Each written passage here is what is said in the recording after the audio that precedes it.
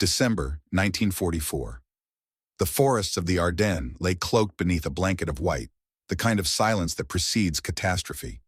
For weeks the snow had fallen without pause, muffling the thunder of artillery and the cries of retreat. Beneath that frozen canopy, the German army prepared its last desperate gamble, an operation that, if it succeeded, might split the Allied front in two and alter the course of history. The code name was Wacht am Rhein, Watch on the Rhine. To the world it would be remembered as the Battle of the Bulge. For Hitler's Germany, it was a final act of defiance, fueled not by strength but by illusion. The illusion that courage could replace gasoline, that faith could replace industry, and that one final strike could reverse the inevitable tide of defeat. Inside Führer headquarters, deep in the forests of East Prussia, General Alfred Jodl studied his maps beneath a flickering lamp. Around him, the air was thick with smoke and tension. The Western Front had collapsed. The Wehrmacht was bleeding men and machines faster than they could be replaced. Yet Hitler's orders were absolute. "We will attack," he said, "and the enemy will collapse." But Jodl knew the truth. The German war machine was starving, not for men, but for fuel. The Reich's refineries lay in ruins, bombed day after day by Allied aircraft. Romania's Ploiesti oil fields, once the jewel of Nazi logistics, had been reduced to smoldering craters. The tanks that had once swept across Europe in lightning triumphs now stood motionless for lack of gasoline. Every kilometer of movement was measured in barrels, every decision chained to the arithmetic of fuel. Still, Hitler dreamed of one last offensive. His target, Antwerp, the critical Allied port through which fuel, food, and ammunition poured into Europe. If the Germans could cut off that lifeline, perhaps they could force the Allies to negotiate. Perhaps the Reich could breathe again.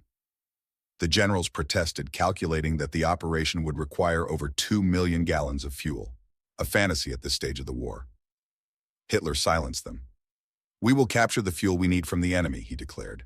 It was the kind of madness only possible in the dying light of a regime that no longer understood reality. In the early hours of December 16th, the attack began. The calm of the forest shattered beneath the roar of 1,600 artillery guns. Entire American divisions were caught in the chaos, their positions overrun by German panzers bursting from the fog. For a moment, it seemed to work. The Ardennes burned with movement and sound, tanks rolling through snow-covered villages, trucks loaded with troops, columns of smoke rising into the frozen sky. Civilians hid in their cellars as columns of SS units marched through the roads, their breath visible in the cold morning air. The Americans were stunned, their lines bent, their defenses faltered, and entire battalions were surrounded. The German spearhead, led by the ruthless SS commander Joachim Peiper, cut through the Allied front like a blade. At his disposal were the mighty Tiger and Panther tanks, steel beasts that had once ruled the battlefields of Europe, but each one was a prisoner of its own consumption, guzzling 2 gallons of fuel per mile. The faster they advanced, the faster they died. By the third day, the offensive began to slow. The German supply trucks, already limited by Allied bombing, struggled to keep up. Fuel depots were empty. Ammunition trucks ran dry. Some tank crews were ordered to abandon their vehicles, drain the remaining fuel into others, and continue the fight on foot. Peiper's units captured American fuel dumps wherever possible, one precious barrel at a time, but it was never enough. Each captured depot bought them a few more hours of movement, a few more miles of hope. In the end, it was like trying to quench a forest fire with a teacup. By December 20th, Peiper's once mighty armored column was surrounded near the Belgian village of La Glaise. His tanks stood silent, their engines frozen and empty. The soldiers burned their remaining vehicles to prevent capture, their dreams dissolving into black smoke rising over the snow. Across the front, similar scenes unfolded. German divisions that had fought their way forward found themselves immobilized. The Luftwaffe could no longer protect the skies. Their planes, too, were grounded for lack of fuel. Pilots sat in their cockpits staring at silent instruments, waiting for gasoline that would never come. The once feared panzer divisions became little more than static fortresses, unable to maneuver, unable to retreat. For the German soldier, the cruel irony was clear. The war that had begun with Blitzkrieg, the Lightning War, now ended in paralysis. The German army had become a monument to exhaustion, trapped between courage and inevitability. Meanwhile, on the Allied side, the contrast was staggering. General George S. Patton's Third Army, supplied by the tireless Red Ball Express, moved with mechanical precision and relentless energy. While German soldiers trudged through mud and snow, American trucks thundered along the roads 24 hours a day, delivering 350,000 gallons of fuel daily. When Patton ordered his forces to pivot north to relieve the besieged town of Bastogne, his logistics officers didn't hesitate. They simply rerouted the convoys, and within 48 hours, thousands of vehicles and men were on the move. What the Germans saw as impossible, the Americans executed with clockwork efficiency. Their strength was not in steel or gunpowder, but in fuel and organization, the invisible arteries that kept an army alive. By Christmas Eve, the once promising German offensive had stalled completely. The snow was red with frozen blood and blackened fuel oil.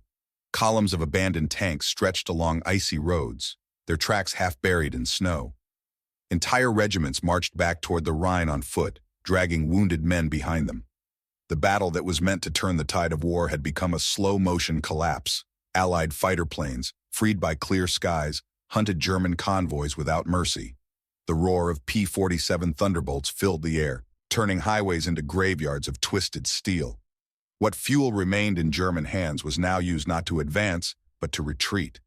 And yet, amidst the ruins, the soldiers fought with a grim sense of duty. They were not fighting for victory anymore, only for survival, for the hope that maybe, somehow, the nightmare would end on their terms. In their hearts, they knew that the dream of the Reich had turned to smoke long before the fuel did. One German mechanic, writing in his frozen notebook near Bastogne, scrawled the words, "We have tanks without fuel, men without strength, and orders without reason." That single line captured the essence of the final German war effort. Disciplined madness sustained only by delusion.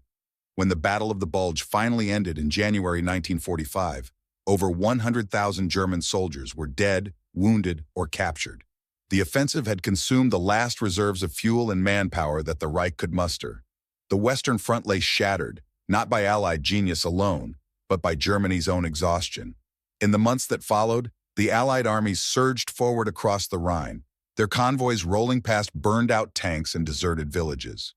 The war that had once seemed endless was now accelerating toward its final reckoning.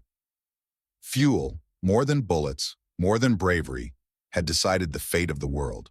The German army had gambled everything on its ability to capture what it could no longer produce. The Americans had won not only because they fought hard, but because they moved. From the oil fields of Texas to the convoys of Normandy, from the Red Ball Express to the snow-choked roads of Belgium, logistics had become destiny. The war was no longer about who fired the last shot, but who had the last gallon. By April 1945, the Reich was crumbling from within. The same factories that had once produced the engines of conquest now stood silent and cold. The Autobahns, built as symbols of modern power, were littered with wreckage and despair. In Berlin, as Soviet shells began to fall, Hitler's aides rationed the last drops of gasoline for escape vehicles that would never leave the city. The promise of 1,000 years had burned out in less than 12, extinguished by the very fuel it depended on. After the war, as historians sifted through the ashes, one truth became undeniable. Germany had not been defeated solely on the battlefield. It had been defeated in the supply chain. Every Tiger tank lost to an empty fuel tank, every plane grounded for lack of aviation fuel, every soldier stranded in the snow, all were symptoms of a larger failure. Modern warfare, they realized, was not won by courage alone, but by the unglamorous art of logistics. As one American general put it, amateurs talk strategy, professionals talk supply. The legend of the German army would live on. Its tactics studied, its uniforms romanticized, its valor remembered. But beneath that mythology lay the simple truth that the Reich had run out of energy long before it ran out of will.